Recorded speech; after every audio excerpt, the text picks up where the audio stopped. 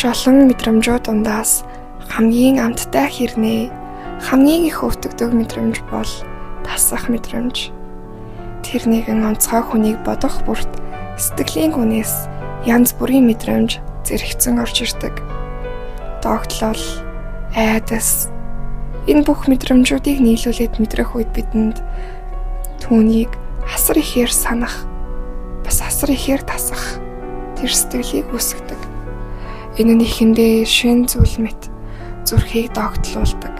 Харин удалгүй сэтгэлийн гүнд шингэж амьдралын өдөр тутмын нэгэн хэсэг болж хувирдаг. Түүний тухай бодох бүрт энэ тассан мэдрэмж сэргэж таныг дотроос тань аргадан тайвшруул. Гэхдээ заримдаа өвтгөн. Яагаад гэвэл энэ мэдрэмж зөвхөн дулаан дурсамж биш, харин хүлээлт, эргэлзээ, заримдаа чимээгүйхэн шаналлыг өөртөө агуулдаг. Тасах мэдрэмжийг хүлээлт, айдас, догтлолын хослол гэж үздэг. Хүн ийм мэдрэмжтэй байх үедээ дурлаж ч мэднэ, шаналж ч мэднэ. Тийм учраас энэ мэдрэмжийг амттай атлаа өвтгдөг гэж хэлдэг. Бидний сэтгэлийн хамгийн зөвлөм, хамгийн гүний хэсэг нь өөрийгөө танин мэдэх замын чимээгүй хөтөж болдог.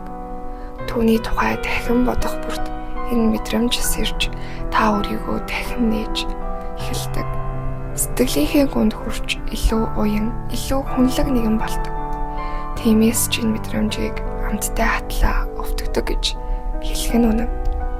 Энэ нь бидний сэтгэл зүрхний нэг хэсэг бөгөөд өөрийгөө уучлах, ойлгоход ихээхэн тустай.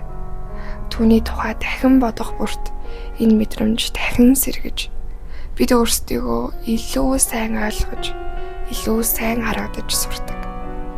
Таны тарих тухайн хүнийг бодох тухайд анхны догтлол, сэтгэл хөдлөлийг дахин сэргээдэг. Гэвч цаг хугацаа өнгөрөх тусам энэ догтлол тасах мэдрэмж болж хувирдаг. Тэр тасах мэдрэмж нь таны дотор тогтсон хэд хэдэн төрлийн сэтгэл хөдлөлийг хамтд нь агуулсан мэдрэмж болж хувирдаг. Тиймээс та түүнийг бодох бүрт энэ мэдрэмжийг дахин мэдэрч, заримдаа халуун дулаан, заримдаа хүндүр өвдөлттэй тулгардаг. Хүн заримдаа хэн нэгнийг санахдаа тэр хүнийг бос, тэр мэдрэмжийг нь санаж байдаг.